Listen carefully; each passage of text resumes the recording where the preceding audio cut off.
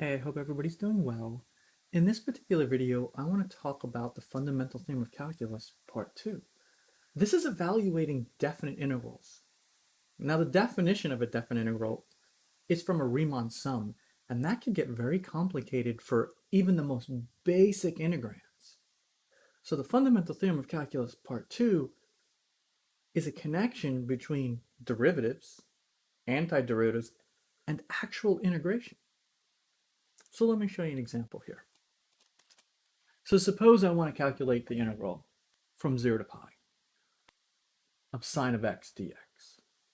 Well, the first thing what I need to do is notice that the integrand itself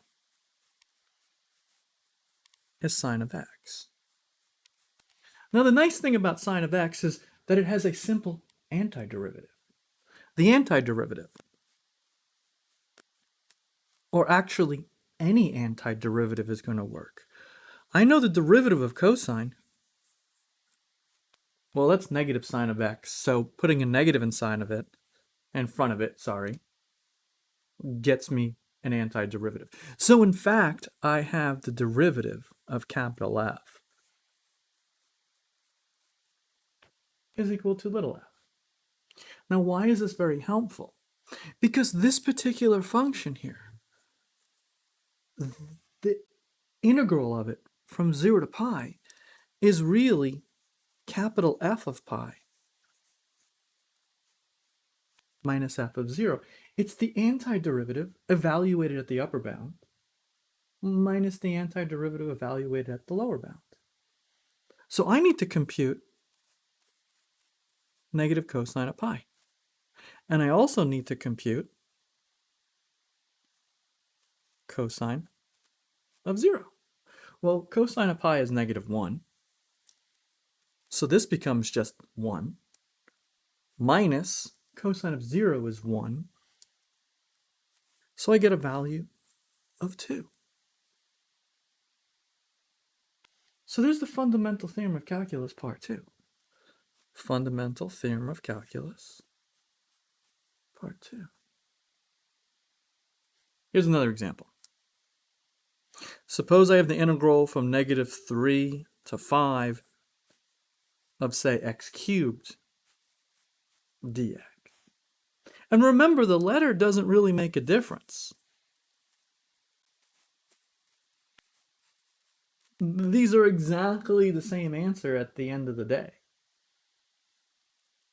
So we'll do the one with the x in here. So I need the integrand, which is x cubed. An antiderivative of this is x to the 4th over 4. Because if I take the derivative of x to the 4th over 4, I wind up getting x cubed out of this. So the answer to this or this, doesn't make a difference which one, is f of 5 minus f of negative 3. F of 5, that looks like 5 to the 4th over 4. Negative 3 to the 4th over 4, that's f of negative 3. And, well, you can complete the arithmetic for this one.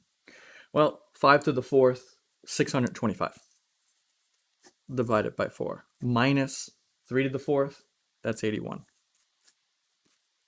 All divided by 4. I think you can complete the rest. So there are two examples of the fundamental theorem of calculus, part 2. If you have any questions, just let me know, okay? Have a good one. Bye.